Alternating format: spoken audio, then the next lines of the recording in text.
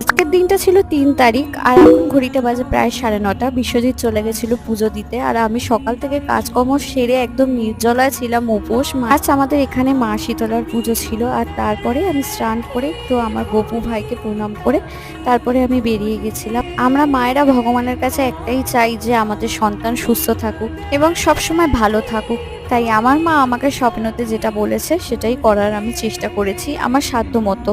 আমার সন্তানকে ভালো রাখার জন্য, সুস্থ রাখার জন্য, এইটুকু কিছুই না। আর প্রতিটা মাই নিজের সন্তানকে ভালো দেখার জন্য, সুস্থ দেখার জন্য অনেক কিছুই করতে পারে। বাড়িতে এসে একটুখানি খেয়েছিলাম সাবু মাখা, আর এলে একটু রেস্ট নিয়ে উঠে চা বিস্কিট খেয়েছিলাম। আর রাতের ডিনারে ছিল কচুরি তরকারি আর ছিল সিমুই। তার শরীরটা একদম ভালো লাগছিল না বলে সেই জন্য প্যারাসিটামল খেয়ে শুয়ে পড়েছিলাম। আজকে